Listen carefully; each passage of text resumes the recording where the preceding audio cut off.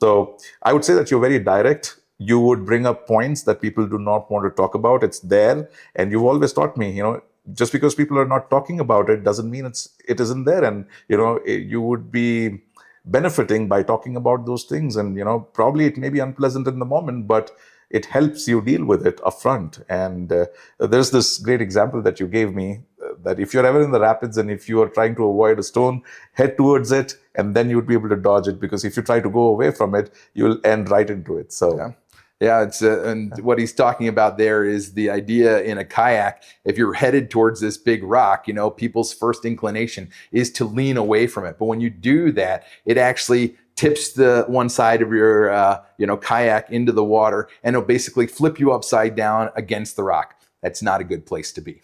Upside down against the rock. But if you lean towards it, it will actually pick your kayak out of the water. And then when you get to the rock, you just take one quick paddle and you'll move right around the rock. And so I think that what I hear you saying is it's really just about approaching problems directly and going right at it head on. If we're having an employee issue, that we're going to be sensitive to not hurting their feelings, but we need to make sure that we're dealing with this, because this whole it'll take care of itself over time. I found, at least in my history, that doesn't work. Absolutely. And so I think that direct approach, as you called it, is something that I've learned. I didn't always want to do that. I was hoping things would will resolve themselves over time, but I found that just didn't happen. And so we needed to, if we've got an issue, let's deal with it, and deal with it now, so that our clients don't have to deal with Absolutely. it. And hopefully we can help our employees to make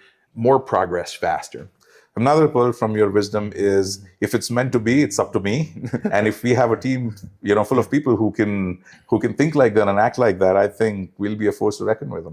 And all this supposedly wisdom that comes from me, I tell everybody, this is not mine. I take it from other people. That's why I believe in reading so much, is because there's so much more to learn. And so Absolutely. While I appreciate you attributing it to me, it's all, coming from people much greater than myself. And so I'm just there to try to pass that along as I try to acquire these nuggets of wisdom.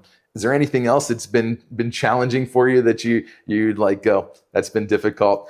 I would want to talk about it. So as you grow from being a rookie in leadership to someone who's spearheading an organization, running processes, dealing with people, it happens multiple times that you come up against your own limitations. And I think, self-critiquing, taking feedback, and, talking about your limitations, accepting your shortcomings, and working on it and becoming a better version of yourself is more challenging than anything else in this world. Because you're in a conversation with someone and someone tells you that, you fell short, or, that was not the best approach. Most people would take it on their ego, and that limits their growth. Very few, at least I have seen very few, who can actually take it to their heart in the best of ways and work on themselves and come back again as a stronger, better version of themselves. And I think that's been one of the most challenging things, but I would say something that has been very rewarding for me along my journey. I think I was able to take some of those feedbacks, sometimes subtle feedbacks where it was not given to me directly, but I could understand that, this could improve if I would improve my thought process, my mindset, if I could work only on my acceptance, make it more, accept reality as it is, and apply myself in a much better way.